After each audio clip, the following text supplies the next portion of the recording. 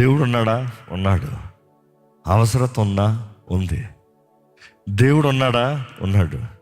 ఈమె నడవాల్సి వచ్చిందా? నడవాల్సి వచ్చింది. దేవుడు ఉన్నాడా? ఉన్నాడు. సహాయంకి ఎవరైనా కావాల్సి వచ్చారా? అవసరం ఉండింది.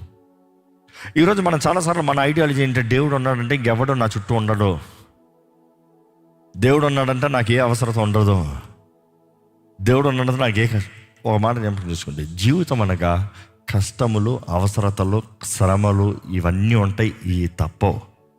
కానీ దేవుడు నీ తోడున్న దానికి అర్థం ఏంటి తెలుసా? దేవుడు నీ తోడున్నాడు కాబట్టి నిన్ను ఒంటరిగా విడిచిపెట్టకుండా తీసుకొచ్చి పెట్టాడు యోసేపుని పక్కన. దేవుడు నీ తోడున్నాడు కాబట్టి నువ్వు ఎక్కువసేపు నడవలేమేమో, ఒక గాడిదని పెట్టాడు కనీసం ఎక్కిపోతానికి. దేవుడు నీ తోడున్నాడు కాబట్టి అన్ని తలుపులు మూయబడ్డాయి, ఎక్కడ పెడతానికి స్థలం లేదు. కానీ ఆయన రావాల్సిన చోటకి చేరేలా చేశాడు, ఎక్కడ ఉండాలో అక్కడ దిగేలా చేశాడు. ఆయన దీనుడిగా తగ్గించుకుని రావాలని నిర్ణయించిన దాన్ని బట్టి అదే రీతిగా పశువుల పాకలో ఆ కుమారుడు పరుండు పెట్టేలాగా ఆయన పరిస్థితులు మార్చాడు. దేవుడు నీ తోడున్నాడు కాబట్టి జరిగింది. దేవుడు నా తోడు ఉంటే ఎందుకు పశువుల పాకలో పుట్టాలి, అక్కడికి ఎందుకు పెట్టాలి? ఈ క్వశ్చన్స్ ఎక్కువైపోతాయి. ఈరోజు you are questioning why all this, why do this happen, why this should happen, why all the situations. Stop asking why. The question is you have to answer is God with us? Emmanuel, దేవుడు నీ తోడున్నాడా? ఈ మాట జ్ఞాపకం చేసుకోండి. మనుషులు అనగా frictions జరుగుతూనే ఉంటాయి. మనుషులు అనగా, ఉదాహరణకి భార్య భర్తలు అనగా మనస్పర్ధాలు వస్తూనే ఉంటాయి. ఎందుకు మనస్పర్ధాలు వచ్చాయని అడగకూడదు. That is not the right question. దేవుడు మా తోడు అంటే ఎందుకు మనస్పర్ధాలు అనేది మానవ బుద్ధి. అది ఇన్ఫ్యాక్ట్ మనస్పర్ధాలు వస్తా మంచిదే అని సైకాలజిస్ట్ చెప్తారు. మనస్పర్ధాలు రావాలంట. ఏ వివాహాల్లో మనస్పర్ధాలు రాకపోతే ఆ వివాహం హెల్తీ వివాహం కాదంట. ఎందుకు కారణం?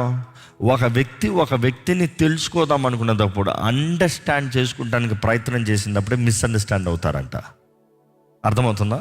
అంటే ఒక వ్యక్తి అండర్స్టాండ్ చేసుకుంటానికి ప్రయత్నం చేస్తున్నారు, అర్థం చేసుకోవడానికి ప్రయత్నం చేస్తున్నారు. ఆ ప్రయత్నం చేసే టైంలో ఏదో ఒక మాటను బట్టి, ఏదో ఒక క్రియను బట్టి, ఏదో ఒక మనస్పర్ధం కలుగుతుంది, అంటే మిస్అండర్స్టాండ్ అవుతుంది. కానీ కొంతమంది మాకు ఏ గొడవలు లేవండి, మాకు ఏ సమస్యలు అంటే మేము ఆల్ పీస్ఫుల్ అంటే ఎవరి దారిలో వాళ్ళు పోతున్నారు అనమాట, ఒకరినొకరిని అర్థం చేసుకుంటలే. బట్ దెన్ ఆ మనస్పర్ధల మధ్య దేవుని కలిగిన వారైతే ఒకరినొకరు క్షమించి, ఓర్చుకుని, భరించుకుని, ప్రేమించి, ప్రేమను బట్టి కలపబడి ముందుకెళ్తారు. ఈరోజు మనం జ్ఞాపకం చేసుకోవాలండి, దేవుడు మన తోడుండి మనల్ని దీవించాలని ఆశపడుతున్నాడు. ఇదిగో ఈ సంవత్సరం అంతంలో ఉన్నాం. 2 అవకాశాలు మీ ముందు ఉన్నాయి. ఈకాబోతా, ఇమానువేలా. The choice is yours. మీ స్థితిగతులను చూసి, మీ బాధలు, మీ నొప్పిని ఇవన్నీ చూసి ఈ కాబోతూ అని పేరు పెట్టి వెళ్ళిపోతారా? ఎందుకంటే అదే ప్రవచనం, అదే విత్తనం, అదే బ్రతుకు, అదే ఇంకా ఫ్యూచర్. లేకపోతే వీటి మధ్యలో ఇమానువేలు.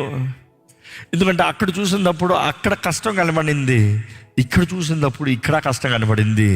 కానీ అక్కడ దేవుని ద్వారా తునీకరించబడిన వారుగా, ఇక్కడ దేవుని ద్వారా అంగీకరించబడిన వారుగా. ఈ క్రిస్మస్ అప్పుడు జ్ఞాపకం చేసుకోవాలండి, మన దేవుడు నిన్న నేడు రేపు ఏకరీతిగా ఉన్నాడు, మారని దేవుడు. ఆ రోజు ఇమ్మానుయేలు, ఈ రోజు ఇమ్మానుయేలు.